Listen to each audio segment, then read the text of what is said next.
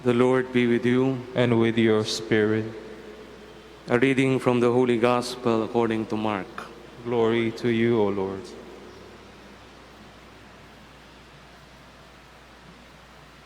After the 5,000 had eaten and were satisfied, Jesus made his disciples get into the boat and precede him to the other side toward Bethsaida, while he dismissed the crowd.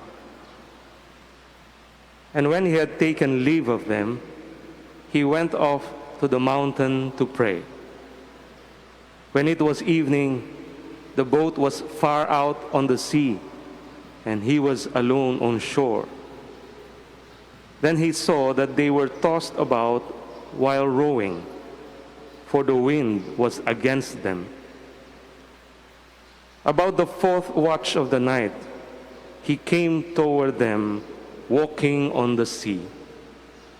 He meant to pass by them, but when they saw him walking on the sea, they thought it was a ghost and cried out. They had all seen him and were terrified. But at once he spoke with them. "Take courage. It is I. Do not be afraid." He got into the boat with them, and the wind died down. They were completely astounded. They had not understood the incident of the loaves. On the contrary, their hearts were hardened. The Gospel of the Lord. Praise to you, Lord Jesus Christ.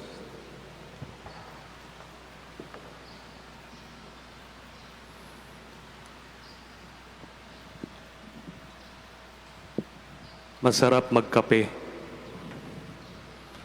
lalo sa umaga, para gisingin yung isip at puso natin. Kaya nga sa mga komersyal ng kape, lagi ang setting umaga. Masarap ding magkape sa tanghali. Kapag after ng lunch, medyo inaantok ka, kailangan mo magtrabaho, kape ka. Sa gabi rin, kapag kinakailangan mo magpuyat.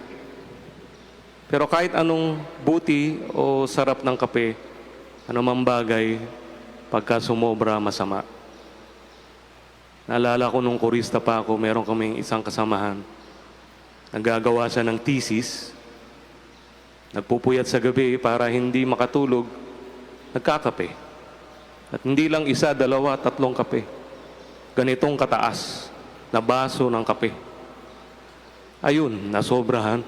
Nagka-nervous breakdown. At simula nun, hindi na siya makatulog nang walang ilaw. Minsan din naranasan kong masobrahan sa pagkape. Nung minsan umakyat kami ng Mount Banahaw, may pinuntahan kaming falls. Patungo doon sa falls, maraming mga bato-bato, madulas. Ilang beses akong nadapa, nadulas. Pagbalik doon sa kung saan kami nag-camp, inoferan kami ng kaping barako. Pangtanggal daw ng pagod. Sa sobrang pagod ko, sa sobrang kagustuhan kong mawala yung pagod, nakatatlong kap ako nung kaping barako. At ayun, hindi rin ako nakatulog. Balik ng balik sa akin yung mga pagkakadapa ko doon sa pag-akyat doon sa mabatong lugar. Sabi nila, kapag ka nasobrahan ka raw sa kape, lalo sa gabi, lahat ng nangyaring hindi maganda sa'yo, lahat ng mga takot mo, doon sa araw na yun, babalik at babalik sa puso't isipan mo. Nabanggit ko yan sapagkat naisip ko lang, hindi kaya nasobrahan sa kape yung mga apostoles ni Kristo, kung uso na yung kape noon. Pagkat napakarami nilang takot. Bago itong ebanghelyo ngayon, yung ebanghelyo kahapon, takot din silang maubusan ng tinapay.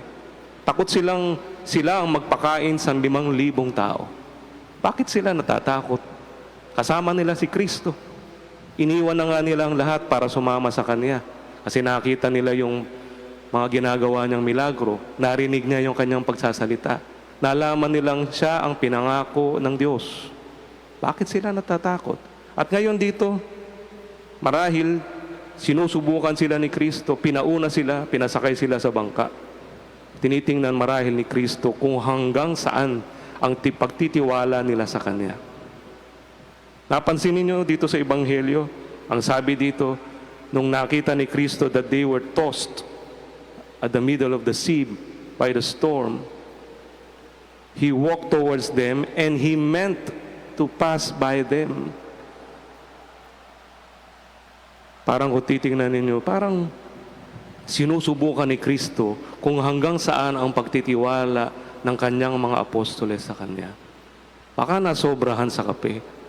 Minsan, pagka nasobrahan din tayo, hindi lang sa kape, kundi sa paghahanap ng seguridad, security, dito sa mundong ibabaw. Nalilimutan natin that our sense of security is God Himself. Kapag sumobra ang pag-rely natin sa seguridad na binibigay ng mundo, kahit ang Diyos lumalapit na sa atin, hindi pa rin natin mare-recognize. Just like how the apostles failed to recognize Christ, and worse, they saw Him as a ghost. Jesus is reminding us in today's gospel to take courage, not to be afraid of the many things that happen to us. Sometimes, if we are so afraid of them, we may rely so much on temporary securities that the world would offer us. He tells us that He is the source of security. We need not be afraid. He won't let us down. He won't abandon us. So kung gaya ng apostoles, marami tayong takot sa mundo. Kung kagaya ng mga apostoles, minsan nasosobrahan tayo sa kape o sa pag-rely sa mundo. Let us not forget, God will not abandon us. Just don't be afraid. Rely on Him for your security.